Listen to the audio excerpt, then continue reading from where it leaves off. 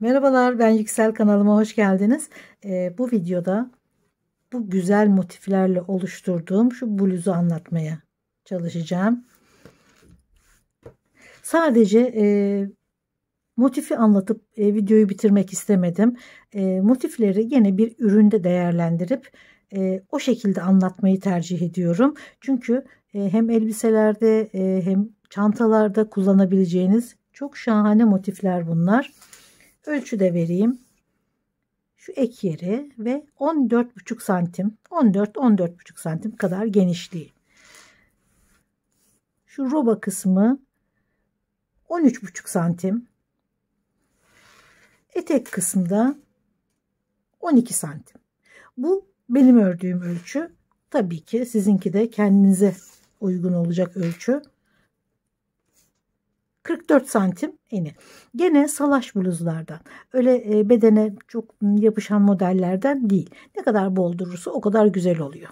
Ona göre daha da kalın iplerle de örebilirsiniz. Ya da motif sayısını arttırabilirsiniz. O da olabilir. Şimdi videoya geçelim. İp bilgilerini de şöyle göstereyim. 100 gram, 300 metre, %100 olefin. Çok hafif bir ip, zaten uçan ip yazmışlar. Ne kadar büyük büyük kıyafetler de örseniz ağırlığı gerçekten çok hafif oluyor. Hiç ağırlığı olmuyor kıyafetlerin. Ve 4 milim tığ kullanıyorum. Bunları açıklama bölümüne yazacağım. Şimdi şu tarçın rengi papatyanın ortasında kırık beyaz ve motifin dışında kullandığım şu vizon rengi sabit tuttum. Bütün motiflerde aynı şekilde. Sadece papatyanın yapraklarını işte kırmızı, mor ve turkuaz kullandım. Şimdi turkuaz rengi son motifi, yani 6. motifi birlikte öreceğiz.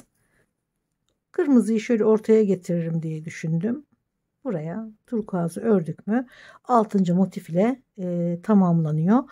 Göğüs kısmına bluzun bir de etek kısmına sadece trabzan öreceğiz. Basit, kolay, yeni başlayanlar için de çok ideal modellerden biri olacak yine.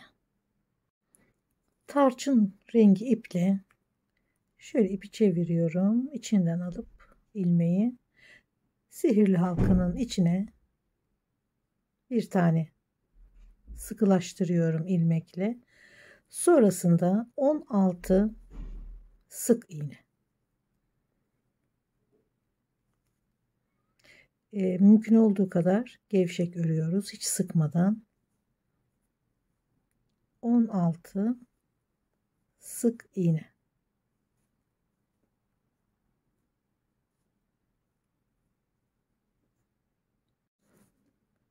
Sıra sonunda başladığım ilk sık iğneye bağlıyorum ve kesiyorum. Şimdi kırık beyazı herhangi bir ilmekten sıkılaştırıyorum ve 1 2 3 4 5 6 7 tane zincir çekiyorum. 2 kere doluyorum. Hemen yanındaki ilmeğe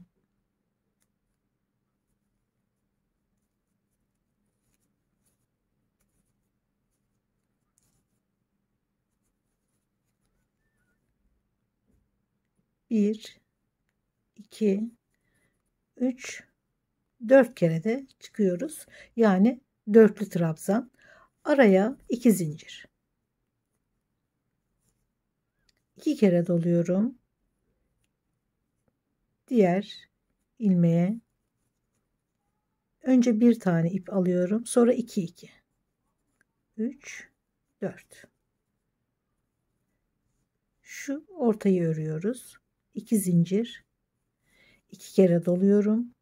Yanındaki ilmeği, her ilmeğe bir trabzan, dörtlü trabzan örüyoruz.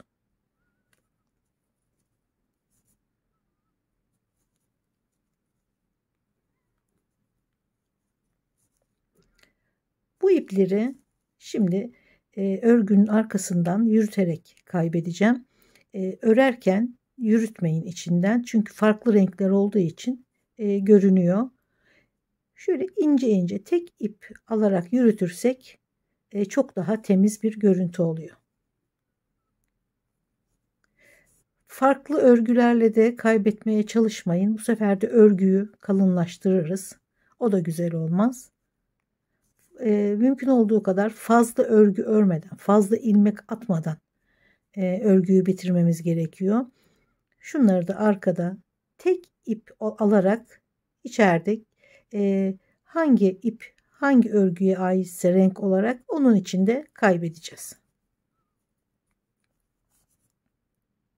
Çünkü farklı örgülerle de bu ipleri kaybediyorlar. Bu sefer örgüde kalınlık oluyor. Ekstra bir örgü katmış oluyoruz o şekilde örgüye. 1, 2, 3, 4. Gene 16 sık iğnenin üzerine 16 dörtlü trabzan. Sıra sonunda 2 zinciri çektikten sonra burada da 2 zincir bırakıp bağlıyorum. Şimdi biraz daha ince bir tığ alıyorum. İpleri kendi renklerinin içinde ince bir ip alarak şöyle tek tek bu şekilde ipleri kaybediyoruz. Bunu örerek yapmayın çünkü farklı renklerde örüyoruz. Bunlar belli oluyor. Kendi rengi içerisinde ilmekli iplikleri yürüterek yok etmek çok daha iyi oluyor. Beyaz ipi de gene beyaz örgünün içinde şöyle bu şekilde görünmez hale getiriyoruz. Birkaç kere bu şekilde aldıktan sonra yeterli oluyor ve kesiyoruz. Şimdi papatyayı öreceğiz. Herhangi bir boşluktan ipi alıyorum, sıkılaştırıyorum. Bunu içeriden yürütebiliriz. Sık iğne öreceğimiz için bu gözükmez. Her boşluğun içine 3 sık iğne örüyoruz.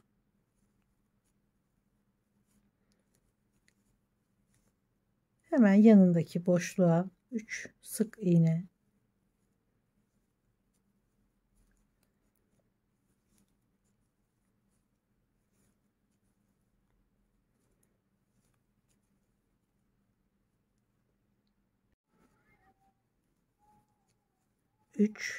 Başladığım sık iğnenin içine bağlıyorum.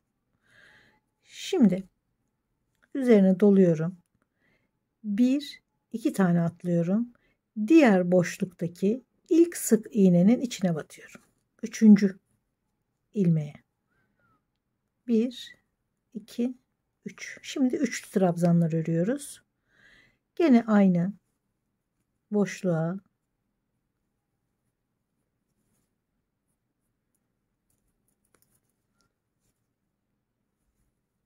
bu şekilde 9 trabzan örüyorum.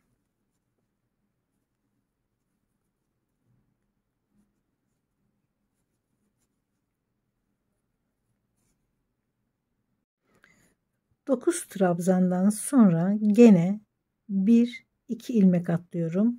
Diğer boşluktaki ilk sık iğneye ilmek kaydırıyorum. Gene doluyorum. 1-2 atlıyorum. 3. ilmeğe üçlü trabzanlar 9 tane. Aynısını örüyoruz gene. Şuradaki 2 boşluğa denk geliyor bir tane papatyanın yaprağı. Gene 9 trabzan örerek devam ediyorum.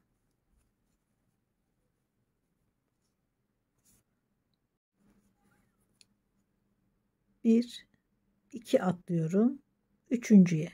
Yani hep bir yandaki boşlukta ilk sık iğneye ilmek kaydırıyorum.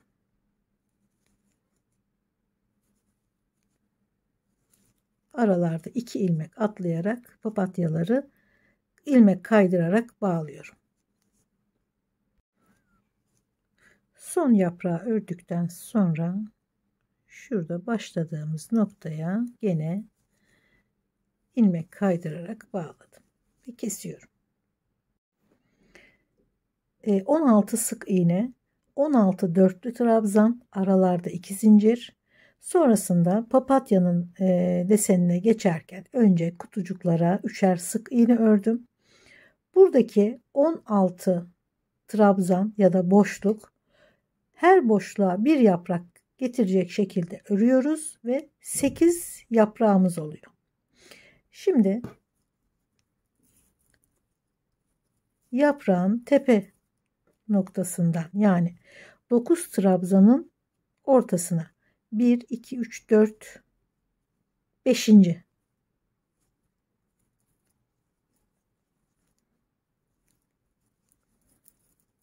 sıkılaştırdıktan sonra 1 2 3 4 5 zincir.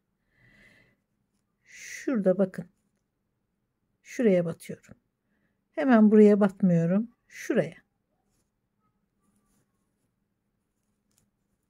bir sık iğne.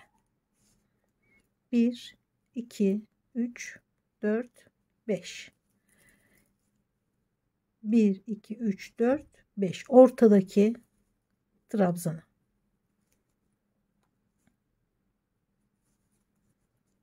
bir sık iğne. 1 2 3 4 5. Gene hemen buraya değil, sık iğnenin dibine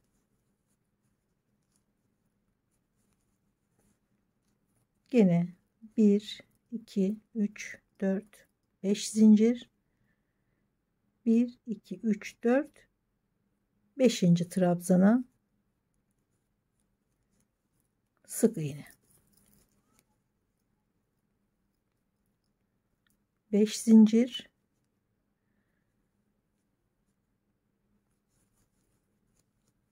Sık iğne.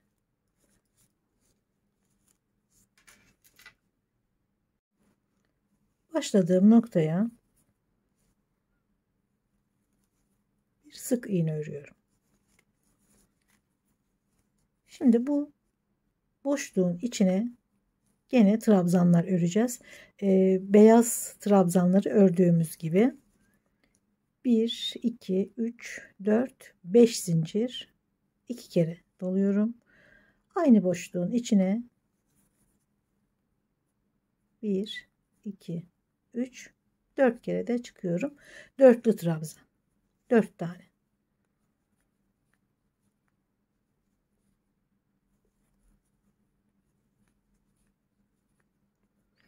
Dördüncü trabzanın üzerine 1 2 3 zincir.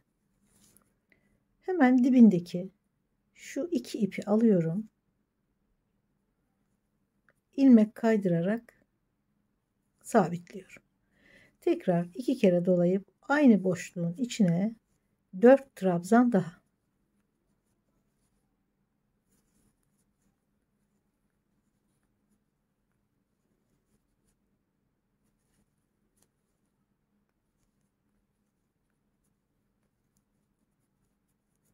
Toplam 8 adet trabzan. Şimdi 7 zincir. 6 7. Şuradaki sık iğnenin üzerine bir sık iğne daha. Gene 7 zincir.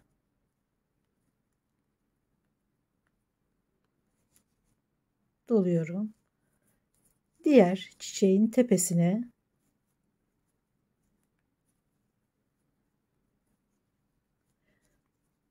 dört tane trabzan,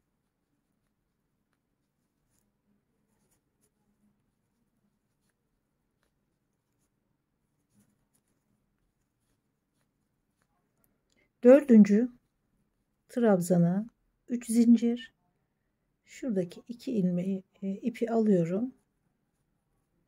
4 trabzan daha.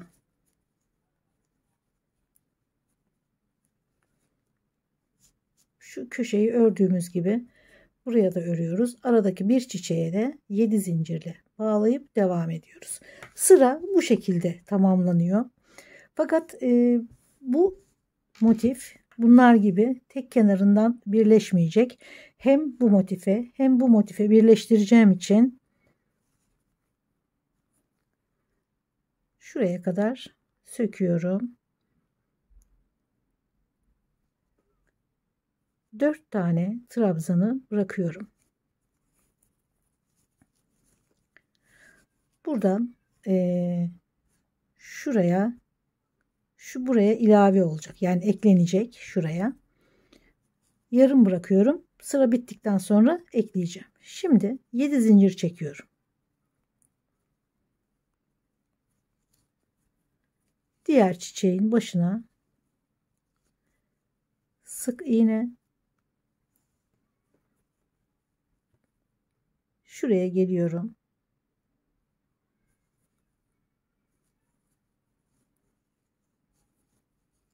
Buraya da bir tane sık iğne. Bunları birleştiriyorum. Sonra 7 zincir daha.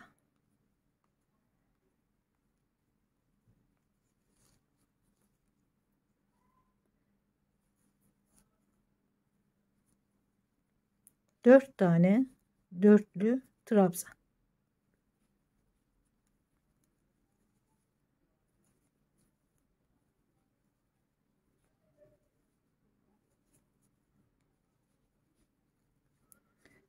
Şimdi tomurcukları 3 zincirle örmüştük. Bu birleştirme yerlerinde bir zincir, içinden alıyorum. Bir zincir daha, 4 trabzan daha örüyorum.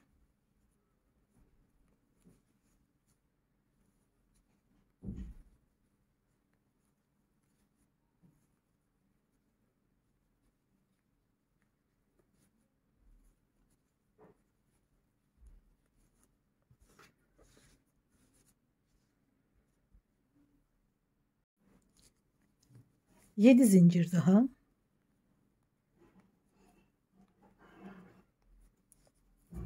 Diğer çiçeğin başındaki sık iğneye bir sık iğne ve 7 zincir çekip diğer köşeyi örüyorum.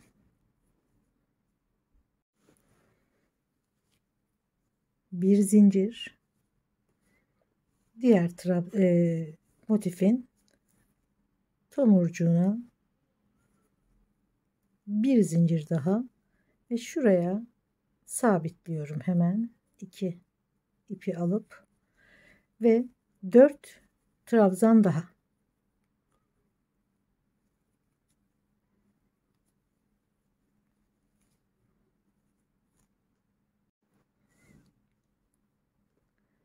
Şimdi 7 zincir, sık iğne, 7 zincir buraya bağlıyoruz.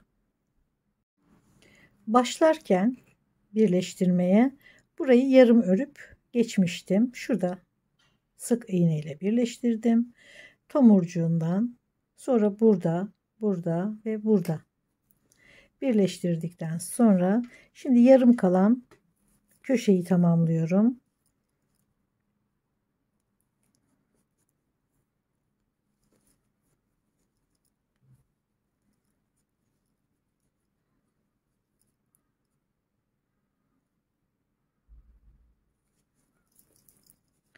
Bir daha deneyelim.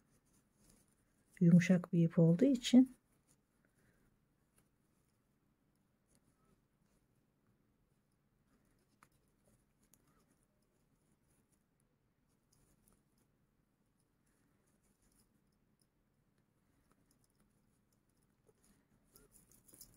iki,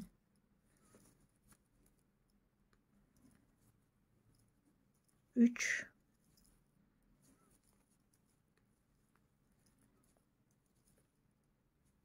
4. Bir zincir,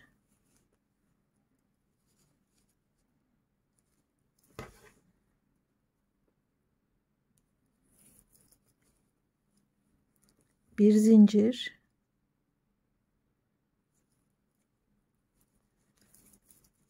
burada zaten 4 trabzan vardı.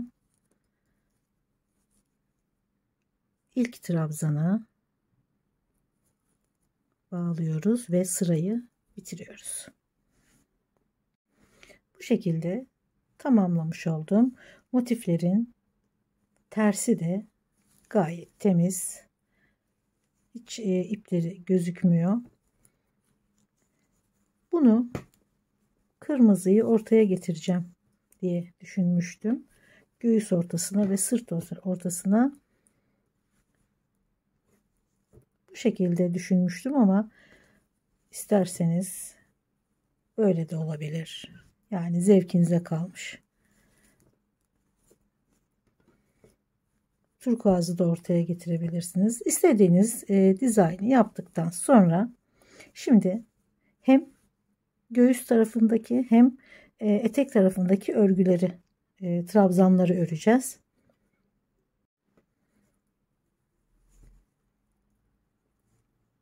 Şuradan ipi hemen bağlıyorum. Bağladığım yer koltuk altı oluyor. Sıkılaştıralım.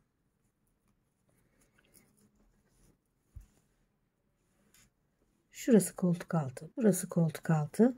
Şimdi trabzanları örerken daraltarak öreceğiz. Gene son sırayı yaptığım iple devam ediyorum. 3 zincir. Bu tomurcuğun üzerine bağladım ipi. Sonra her ilmeğin içine ikili trabzanlar örüyoruz. Buraya 7 zincir çekmiştik. 7 trabzan örüyoruz.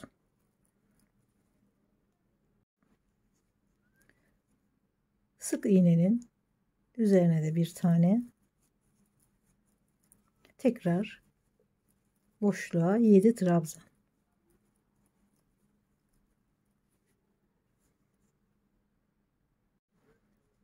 Sonra trabzanların üzerine boşluklara, trabzanlara bir tane de aradaki tomurcuğa batarak örüyoruz ki her ilmeği değerlendirelim, boşluk kalmasın. Bu şekilde sırayı tamamlıyorum. Bir sıra örecektim ama biraz daha yükseltmek istedim bedeni. O yüzden 3 sıra trabzan ördüm. Hiç eksiltmeden yuvarlak bir şekilde 3 sıra trabzanı ördükten sonra şu renkli ipleri taktım. Hem sıra başında hem sıra biterken eksilterek şöyle yakaya kadar geldim. Buralara kordonlar takılacak. Şimdi arkayı ya da diğer tarafı örüyoruz. Başlangıcım iki motifin arası. Şu tomurcuğun olduğu yer. Zaten burada başlangıç şurasıydı. Yani bitiş burasıydı. Ben aynı noktadan başlıyorum. Aynı bitiş ilmeğine şimdi tekrar ip takıyorum.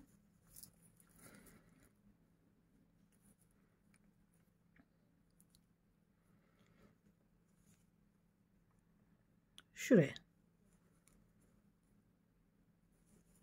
Aynı ilmeğin içine bir, iki zincir doluyorum. Bir taneyi atlıyorum diğerine. Eksiltiyoruz ya şimdi sıra başında ve sıra sonunda. Burada eksiltmiş oldum. Ve devam ediyorum. Sıra sonuna kadar trabzan örüyorum.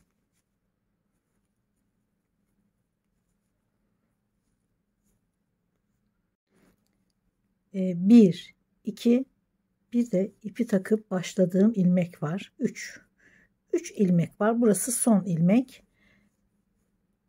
Bir tane yarım trabzan yapıyorum, bekletiyorum. Doluyorum, bir tane atlıyorum. Son trabzana, son ilmeğe, sonra hepsini topluyorum. Bu şekilde eksilme devam ettiği ilerledikçe devam edecek olan bir üçgen görüntü oluşuyor. Her iki taraftan da. Buradan da oradan da aynı görüntü oluşuyor. Şimdi ipi burada kesiyorum. Şimdi ana rengi bağlayacağım. Ters çeviriyorum. İpi kopardığım, kestiğim noktadan bağlıyorum.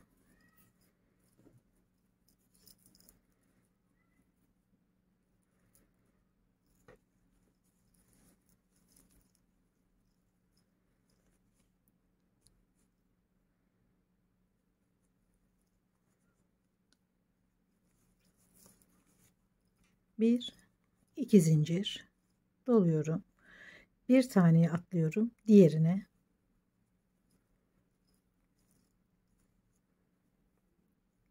Bu şekilde devam edecek.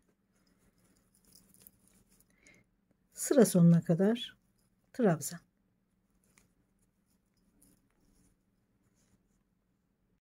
Gene sıra sonunda şurası eksilttiğimiz yer, şu üçgen görünen, bu son trabzan. Yani 1 2 3 ilmek var son trabzana kadar. Yarım örüp bekletiyorum. Bir taneye atlıyorum. Son trabzana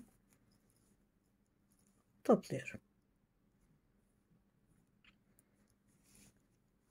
İpi sıkıştırıp kesiyorum. Sıkıştırıyorum ipi.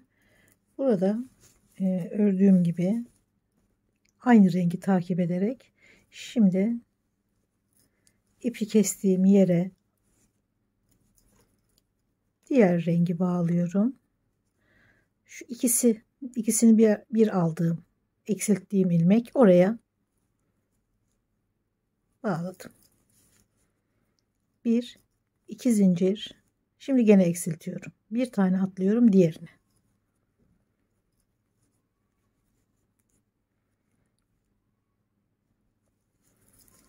Trabzanlarla devam ediyorum.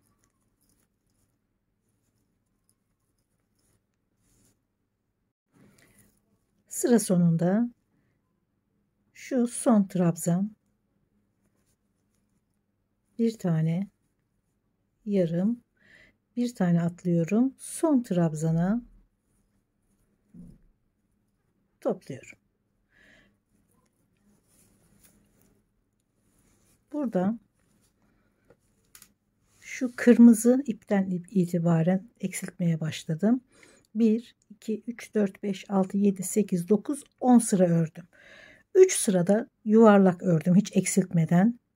13 sıra yani desenden, motiften itibaren 13 sıra yakaya kadar ördüm ama bu tabii ki sizin ölçünüzde değişebilir. İpe göre de değişebilir, ele göre de değişebilir. O yüzden kendi bedeninizi ölçerek yapacaksınız. Ben sadece fikir olması açısından söylüyorum. Şimdi şu rengi ördükten sonra gene ana rengi beyaz, turkuaz, mor ve ana rengiyle bitiriyorum. Şu yanlardaki iplikleri birbirine bağladım bu şekilde. Sonra örgü bittikten sonra içinden yürüteceğim ve kendi renginde kaybolacaklar. Son sırasına hem kordon yapacağız hem son sıra yani sık iğne geçeceğim. Fakat iki renk ya beyaz ya tarçın. Hadi tarçın rengiyle yapalım. Şu koltuk altı başlangıç yerine hemen ipi bağlıyorum.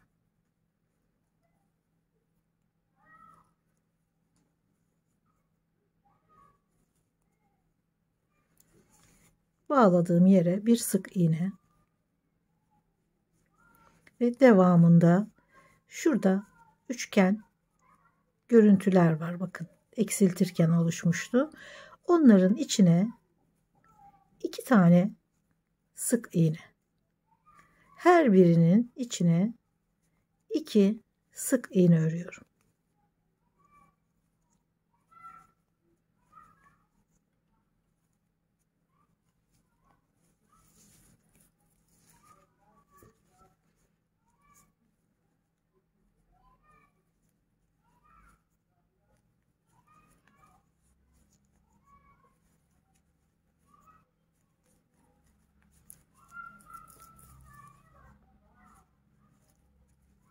İplikleri yürütmüyorum çünkü farklı renkli oldukları için içinden görünebiliyor. Bu da güzel durmuyor.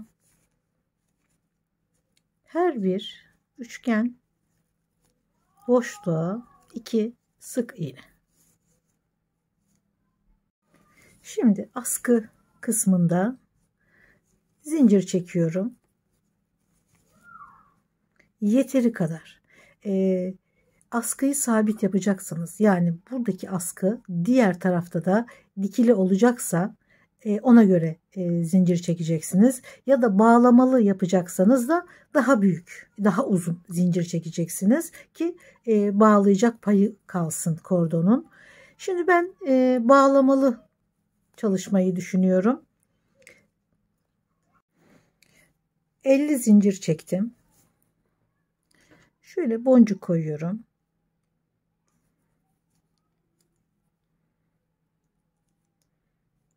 Sabitledim boncuğu ve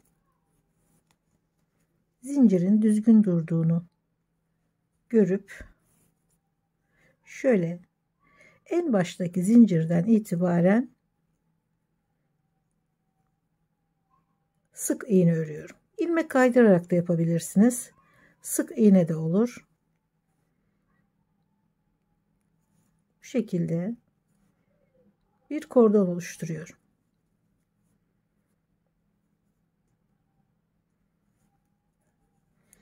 İlmek kaydırarak yaparsanız daha ince bir kordon olur.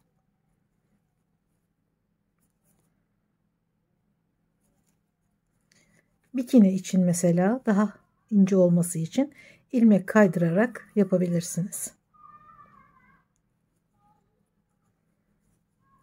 Her zincire bir sık iğne.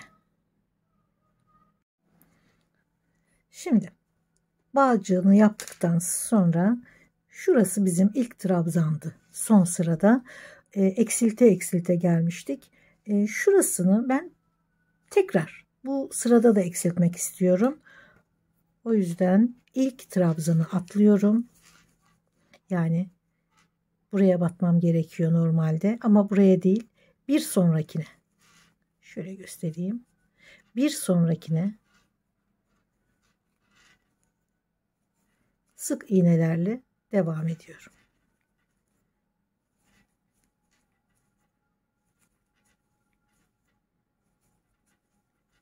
Burada da bir tane eksiltmiş oldum.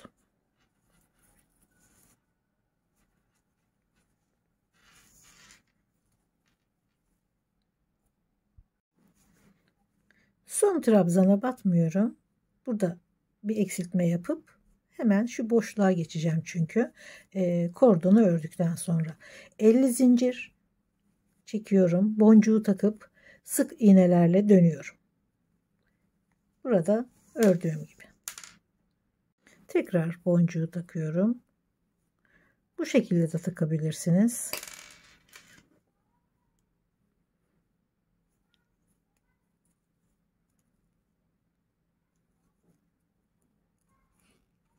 Hemen sık iğnelere başlıyoruz ilk zincirde.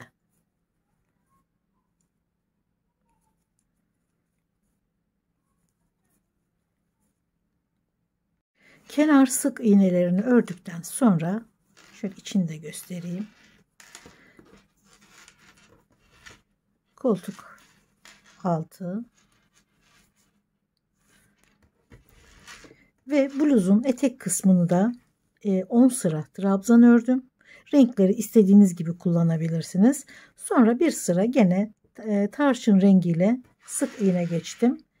Yaka ve kol kenarlarında olduğu gibi.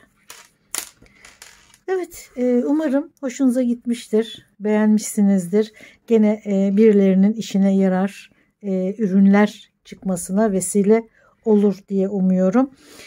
Videolarımı beğeniyorsanız ve bundan sonrakileri de izlemek isterseniz beğenmeyi ve abone olmayı lütfen unutmayın. Görüşmek üzere. Hoşça kalın.